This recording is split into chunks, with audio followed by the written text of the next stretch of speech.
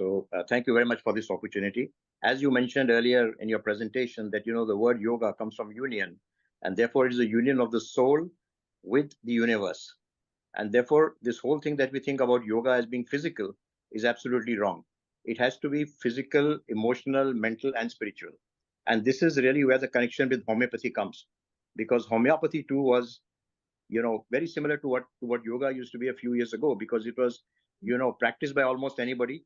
There were no laws and regulations, and therefore it kind of, was, perceived as being a quack medicine, which after being recognized in more than 175 countries today is the second largest system of medicine in the world.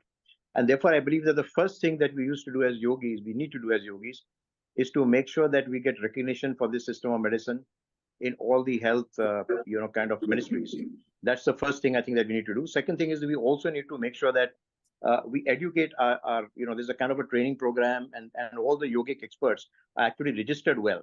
Because, when you are not registering it well, when there are unregistered people practicing, then there's a lot of things happening all over the world. And then there's a lot of commercialization of yoga that happens.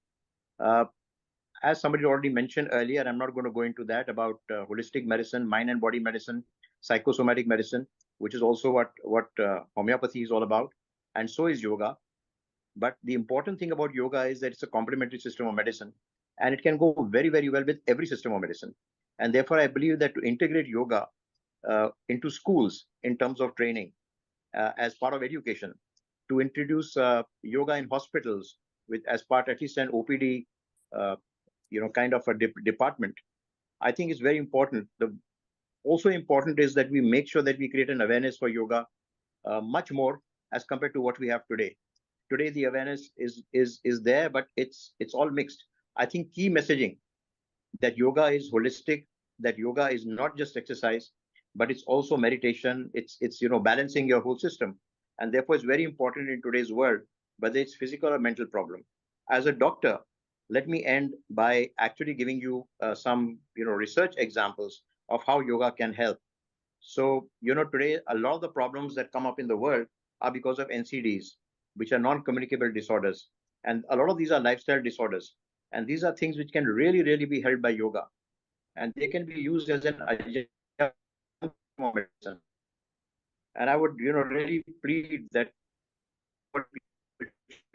bring down health costs all over the world if you're using yoga in every therapy and every treatment that we do. So of course, for prevention, yoga is good, but also for treatment and for curative results, going from the root of the problem, yoga is very, very useful. Let me give you some examples. Hypertension. Do you know that research conducted in America showed that by using yoga, 4 millimeters of mercury, the systolic blood pressure, which is the lower reading, went down 4 millimeters. That's a lot. Similarly, in case of cardiac patients, after 8 weeks of yoga, there was a decrease in 43% of heart ailments. Can you imagine? And in cases of asthma, there was really, really, again, a lot of results and achievement in the reduction of asthma.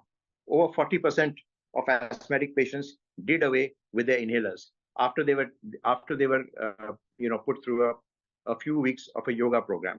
So using yoga for therapeutics, using yoga for actually dealing with today's ailments is what I suggest. And of course, people have already spoken about the medical, the emotional part, and also the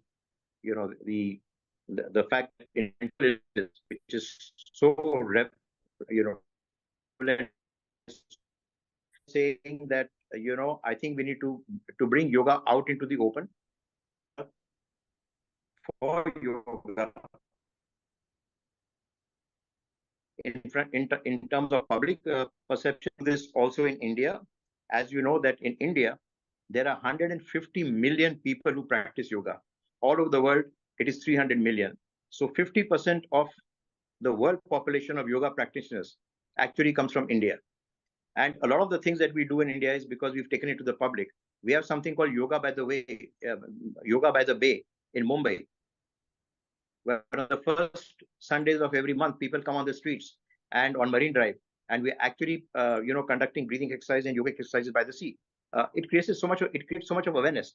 I think we need to create this awareness. We need to make sure that it's a much stronger, positive awareness about the true yoga. And then I think I need to rest my points over here. Thank you very much for this opportunity, Amarjit Singh ji. Always a pleasure to see you here.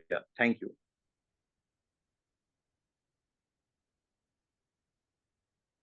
Thank you so much for joining. Thank you so much for your continued support. Absolutely pleasure to have you with us. I'd like to please take this opportunity of inviting Dr. Vivek Kaulsa. Dr. Vivek ji, are you there? Yes, sir, I'm there. I've been called before time. Kya baat hai, beautiful. Thank you. I'm happy. Well, it's a special congratulations to you, a man of vast resources, a man of vast political connections, and torch barrier of all that we stand for. For us, absolutely delight that you could take the time to join us.